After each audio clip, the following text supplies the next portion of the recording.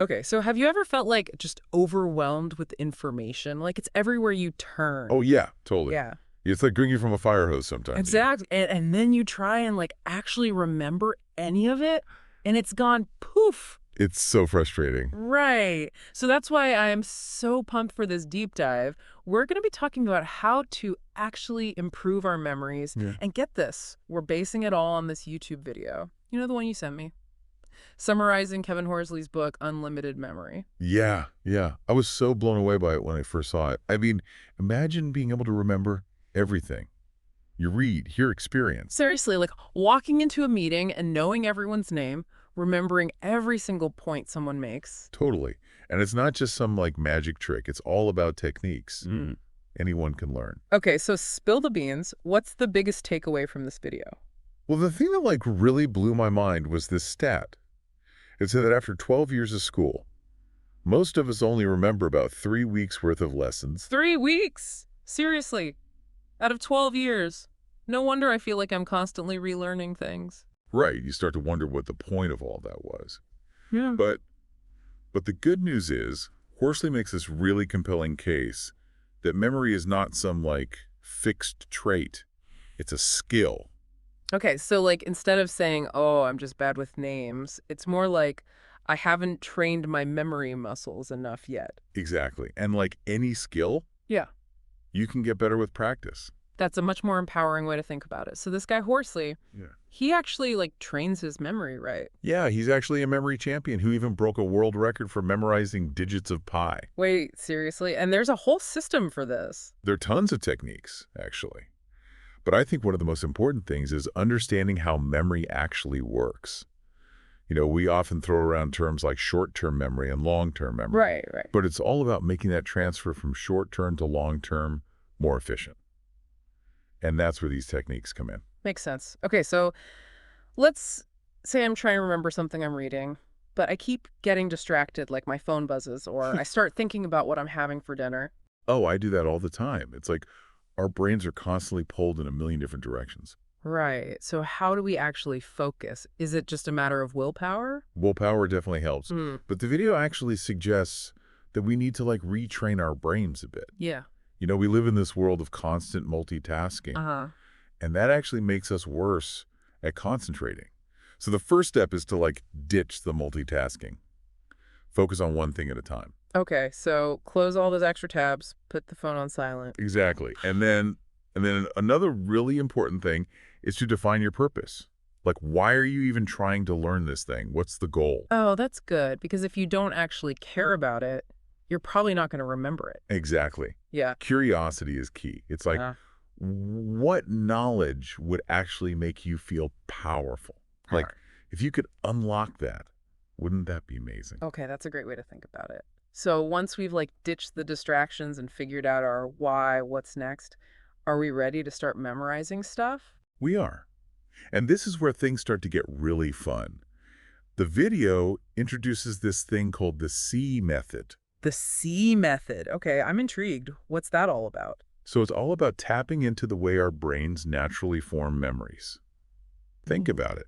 When you watch a movie or read a good book, you don't just remember the words on the page. You create these like vivid images in your mind. Yeah, totally. I can totally picture those scenes. Exactly. And that's what the C method is all about. It's about turning information into a multi-sensory experience. So instead of just trying to remember like a dry fact, you make it into a story or an image. Exactly. And the weirder and more outlandish, the better. Okay, I'm starting to see how this could work. So instead of just trying to remember the word apple, I could imagine a giant apple dancing on a beach wearing sunglasses. Perfect.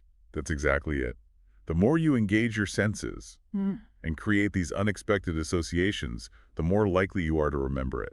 Okay, this is blowing my mind a little bit. So basically, we're hacking our brains to make things more memorable. But what about when it's not just a single word? What about like tons of information or complex ideas? That's where we start to build on this foundation. And it gets even more interesting from here. Yeah. Trust me, ready to hear about the CAR method. The CAR method. Okay, you've officially piqued my curiosity. I'm all ears. Okay, so the CAR method, it's kind of wild, but it's all about using your car as a memory palace. A memory palace. What is that? Like some kind of mental mansion for storing information. Exactly. Except in this case, your mansion is your car. Think about it. You probably know your car like the back of your hand. Right. Yeah, I mean, I spend way too much time in it, so I should hope so. Right. So you've already got this like mental map of your car, all its nooks and crannies. Yeah. And the car method is all about using that map to store information.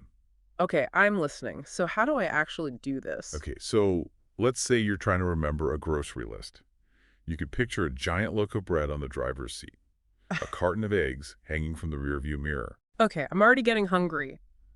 But wait, wouldn't that be super distracting while I'm driving? No, no, no. You don't actually do this while you're driving. Yep. It's more like a visualization exercise. You do it before or after your drive, when you're just relaxing and letting your mind wander. Okay, that makes more sense. So it's like I'm using my car as a mental filing cabinet. Exactly. And because you're using a space that's already so familiar to you, it makes it way easier to remember things. The video claims you can actually remember more this way than by just trying to memorize a list. Wow, that's actually pretty cool. So is it like the weirder the image, the better? Pretty much. Our brains are wired to remember things that are unusual or out of the ordinary. So if you can make those associations really vivid and strange, the more likely they are to stick. Got it. So basically, I need to turn my car into a circus of mental images. Exactly. The more ridiculous, the better. Okay, so we've talked about remembering words and even grocery lists. But what about something like remembering names? I feel like that's my biggest memory fail. Oh, tell me about it. I'm constantly blanking on people's names. It's so awkward. Right. But the good news is the video has a whole section on this. It's called the 4Cs method. Okay, 4 Cs. Lay it on me. So the first C is concentrate. It sounds simple, but it's amazing how often we just don't actually focus when we're being introduced to someone. Yeah, I'm totally guilty of that. I'm like half listening while I'm trying to think of something clever to say. Right, so the key is to be fully present. Actually listen to the name, Hmm. repeat it back to the person. You can even ask for the spelling if it's unusual. Okay, so concentrate. Check. What's next? The second C is create.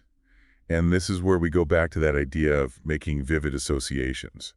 So instead of just trying to remember a name as a bunch of sounds, you turn it into an image or a story. So let's say I meet someone named Kevin Horsley. I could imagine Bruce Lee riding a horse into a cave. Okay, that's pretty out there. Perfect. See, you're already getting it. The more outlandish the image, the better. Don't be afraid to get creative. Got it. So concentrate, create. What are the last 2 Cs? The third C is connect. This is where you link the new name to something you already know. Okay, like a familiar face or personality trait. Exactly. So if you meet someone named Sarah, who reminds you of your sister, you could mentally link their names together. Or if someone has a really bubbly personality, you could imagine them surrounded by bubbles. Anything that helps you create a connection. Cool. So concentrate, create, connect. What's the final C? The final C is continuous use. And this is probably the most important one, because you can have all these great techniques, but if you don't actually use them, they won't do you any good. So it's like practice makes perfect. Exactly. Memory is like a muscle. The more you use it, the stronger it gets. So make a conscious effort to use the names you've learned. Review your mental images. Even write them down if that helps. Just keep those names active in your mind. Okay, so we've got names covered, but what about numbers and dates? Those are always a struggle for me. Don't worry. There are techniques for those too. And this is where things get really impressive. The video starts with this challenge.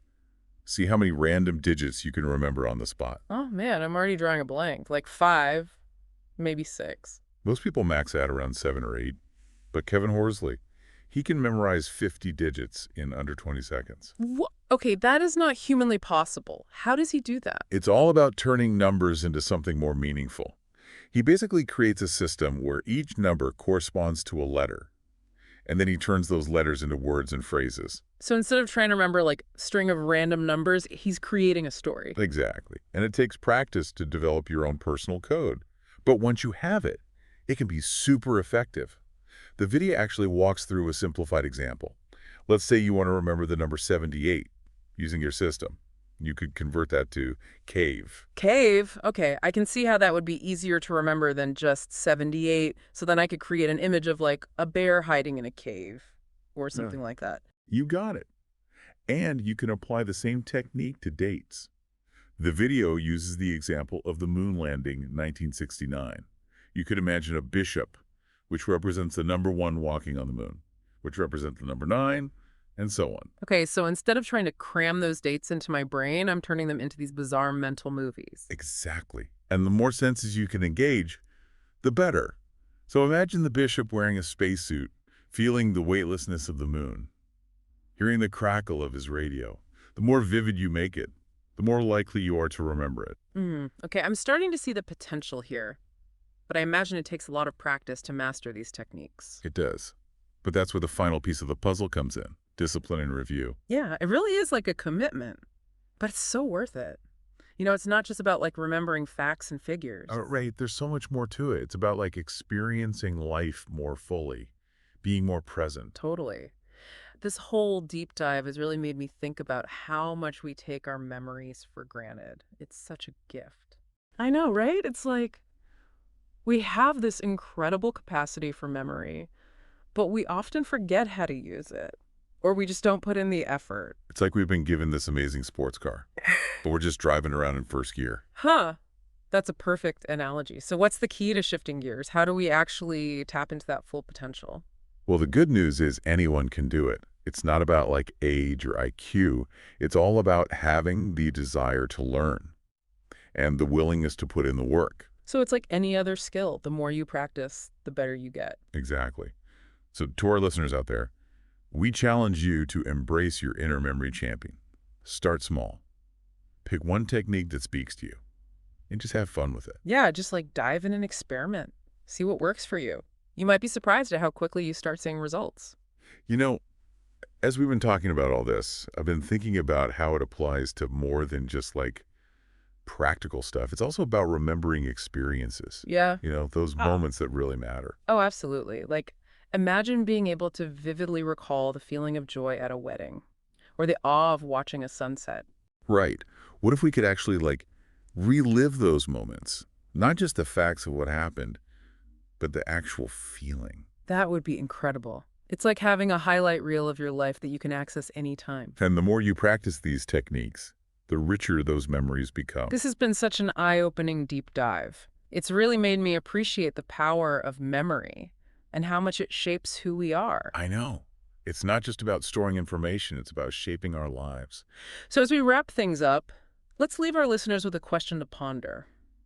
What if you could access the full potential of your memory?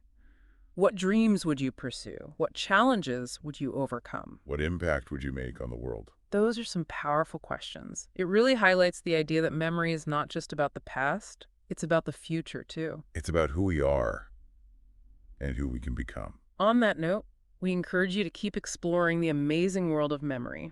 And remember, the power to remember is the power to achieve anything you set your mind to. So until next time, keep those memory muscles working and keep those deep dives coming.